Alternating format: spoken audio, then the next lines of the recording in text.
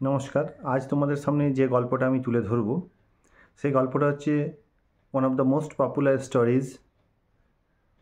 এই গল্পটা West Bengal board of secondary এডুকেশনের মাধ্যমিকের সিলেবাসে প্রথমেই গল্পটা রাখা হয়েছে। তো যে গল্পটা সেটা আশা করি তোমরা বুঝতেই পেরে গেছো যে কোন গল্পটা। এটা হচ্ছে ফাদার্স হেল্প। যিনি লিখেছেন তার নাম হচ্ছেন আর.কে. নারায়ণ।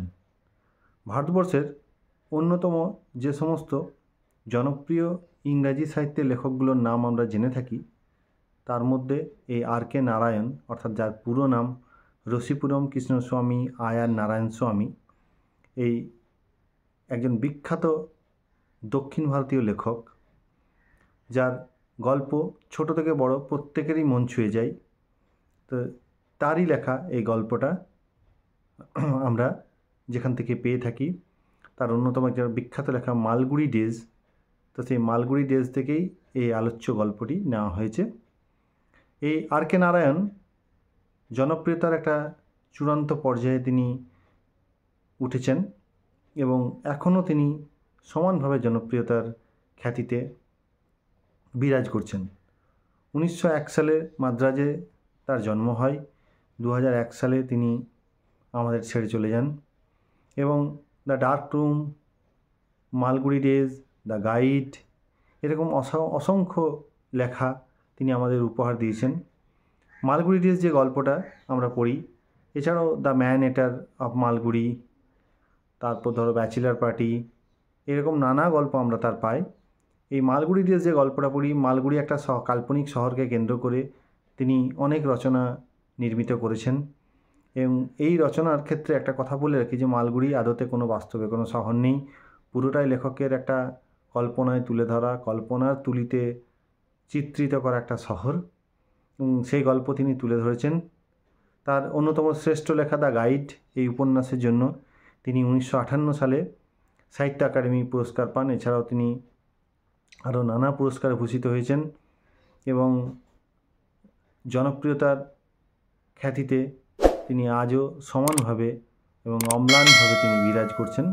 তো চলো আমরা মেন যে গল্পটা, যে ফাদার্স হেল্প, এই গল্পটাতে চলে যাব। এই গল্পটাতে আমরা দেখব স্বামী বলে একজন ছেলে, অর্থাৎ স্বামীনাথন, যে স্কুলে যেতে চায় না, স্কুলে যাওয়ার প্রতি তার কোনো আগ্রহ নেই এবং স্কুলের নাম শুনলেই তার একটা বিরক্তবোধ, তার একটা অনীহা দেখা যায় তার মধ্যে।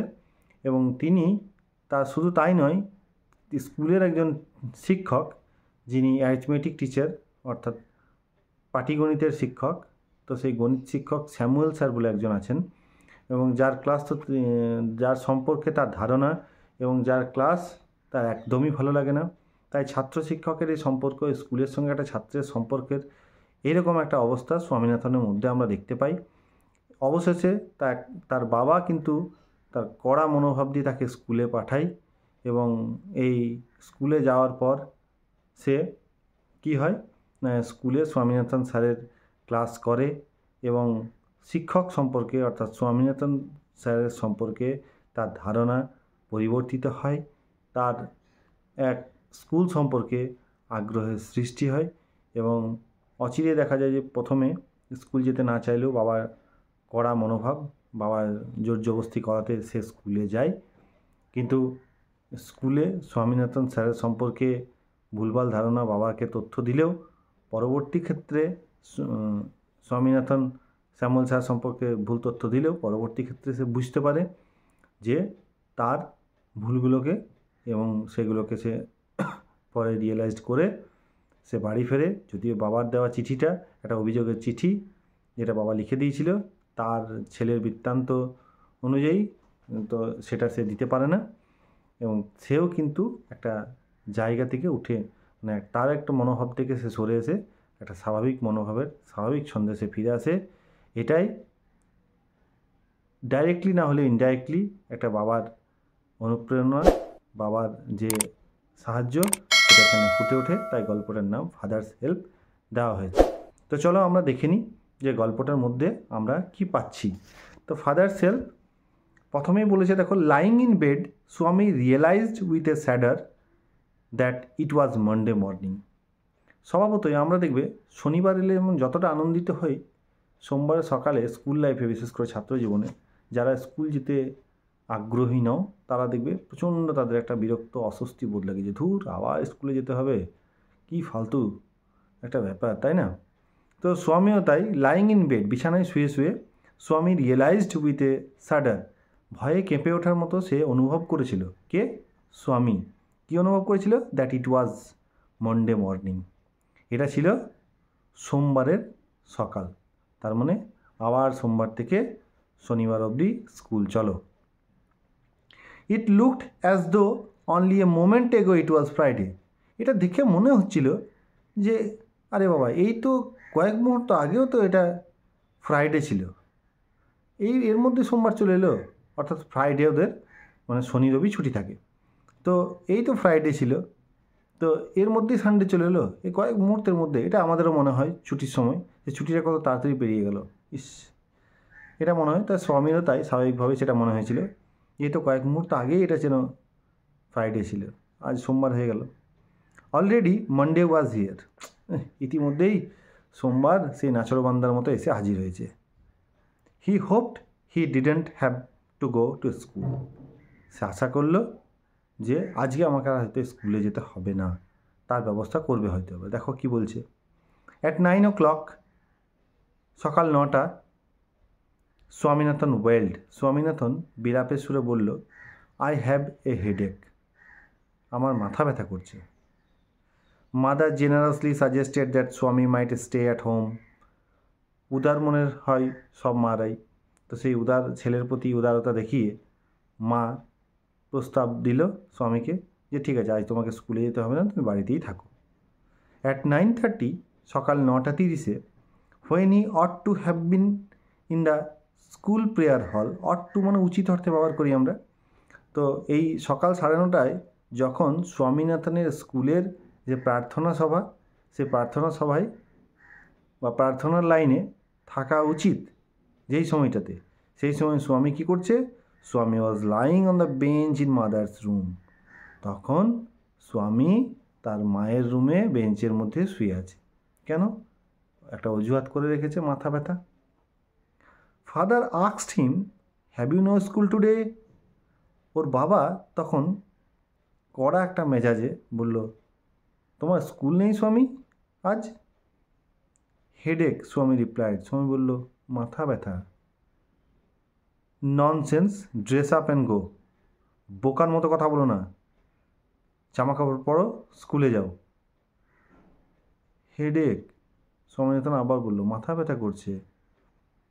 Loaf about less on Sundays and you will be without a headache on Monday, রবিবারটা সারাদিন একটু কম ঘুরলেই পারতে, তাহলে সোমবারে কোনো মাথা ব্যথা থাকতো না। মানে রবিবার যদি তুমি একটু ঘোরাঘুরি কম করতে, রবিবার যদি এধার ওধার ঘুরে না বেরিয়ে না চড়ে যদি বাড়িতে থাকতে, তাহলে সোমবারে এটা তো তোমার হতো না। স্বামী new how strict his father could be, স্বামী কিন্তু জানতো তার বাবা কতটা কঠিন হতে পারে। So he changed his tactics, সুতরাং সে তার কৌশল চেঞ্জ করলো, পরিবর্তন করলো, যে না এবার শুধু মাথা ব্যথা দিয়ে বাবাকে বা বাবার মতকে পরিবর্তন করা যাবে না, অন্য তার কৌশল রপ্ত করতে হবে। তখন সে তার কৌশলটা পরিবর্তন করলো। কি করলো? I can't go so late to the class, আমি এত দেরি করে আর স্কুলে যেতে পারবো না বাবা। কি বলছে তারপর দেখো, you will have to, have to মানে বাধ্য, বাধ্য করা বোঝায়, যাতে আমরা হ্যাভ টুকে ব্যবহার করি। তোমাকে যেতেই হবে, it is your own fault, এটা তোমার নিজস্ব ত্রুটি, তোমার ভুল, স্কুলে যাও। What will the teacher think if I go so late, যদি আমি এত দেরি করে যাই তাহলে শিক্ষক মশাই কী ভাববেন আমার সম্পর্কে। Tell him you had a headache and so are late, তুমি তাকে বলবে যে তোমার মাথা ব্যথা করছিল, তাই তোমার স্কুল আসতে এত দেরি হলো। He will scold me if I say so, যদি আমি এটা বলি তাহলে সে আমাকে প্রচণ্ড বকবে। Will he, let us see, সে কি এরকমই করে? লেট আস সি, আমাকে দেখতে হবে। হোয়াট ইজ হিজ নেম, তার নাম কি? স্যামুয়েল, মানে টিচারের নাম হচ্ছে স্যামুয়েল, ওদের ফার্স্ট ক্লাস নেয় তাহলে Samuel sir, does he always scold the students? সে কি এভাবেই ছাত্রছাত্রীদেরকে বকাঝকা করে? He is a very angry man. সে হচ্ছে খুব রাগী মানুষ। He is specially angry with boys who comes in late. তিনি সেই সমস্ত ছেলেদের প্রতি বেশি করে রেগে যান যারা দেরি করে স্কুলে আসে। I wouldn't like to go late to Samuel's class. আমি স্যামুয়েল স্যারের ক্লাসে এত দেরি করে যেতে চাই না, যেতে পারবো না। If he is so angry, why not tell your headmaster about it? যদি তিনি এতটাই রাগিদার হন, তাহলে তোমরা কেন সবাই মিলে তাই হেডমাস্টারকে কমপ্লেন করছো না, হেডমাস্টারকে বলছো না তার সম্পর্কে? They say that even the headmaster is afraid of him. ওই যে স্কুলের ছেলেগুলো সব বলে, না সবাই বলে, তারা সবাই বলে, তারা মিনস এখানে স্কুলের সারাউন্ডিংয়ে যারা আছে এবং ইনক্লুডিং স্টুডেন্টস। তো কী বলে যে হেডমাস্টারও নাকি স্যামুয়েল স্যারকে খুব ভয় পায়, মানে সে যে রেগে গেলে এতটাই ভয়ঙ্কর। এই হচ্ছে ফার্স্ট ইউনিট। কেমন লাগলো তোমাদের জানাবে। আর একটা কথা বলে দিই, এখান থেকে কিন্তু অনেক প্রশ্ন হয় ছোটো ছোটো, যেমন স্বামীনাথন কটার সময় তার মায়ের বেঞ্চে শুয়েছিল, কটার সময় তার স্কুলে থাকার কথা উচিত ছিল, স্বামীনাথন কী বলেছিল তার বাবাকে যে কেন স্কুলে যাবে না, তারপর স্যামুয়েল স্যার সম্পর্কে কী বলেছিল, এই প্রশ্নগুলো ছোটো ছোটো তোমাদেরকে করতে হবে, ঠিক আছে? এবং যখন তার বাবা বলেছিল যে কেন তারা হেডমাস্টারকে জানাচ্ছে না, তখন কি রিপ্লাই দিয়েছিল, এই ছোটো ছোটো প্রশ্নগুলো তোমাদেরকে করতে হবে। এইটা নিয়ে আমি গল্পটা শেষ করে দিই আগে, তারপর তোমাদের যে জায়গাগুলো থেকে, যে অ্যাঙ্গেলগুলো থেকে প্রশ্ন হয় আমি সেগুলো তোমাদের সঙ্গে একবার আলোচনা করে দেবো। আজকের ক্লাসটা তোমাদের কেমন লাগলো জানিও। পরের ক্লাসগুলো আমি পরপর দিয়ে যাব, তোমরা দেখে যাও। আর যদি ক্লাসটা ভালো লাগে তাহলে আমি আশা রাখছি তোমরা ভিডিওটাকে লাইক, শেয়ার আর সাবস্ক্রাইব করে দিও। আমার চ্যানেলের পাশে থেকো। আজকের মতো এইটুকুই।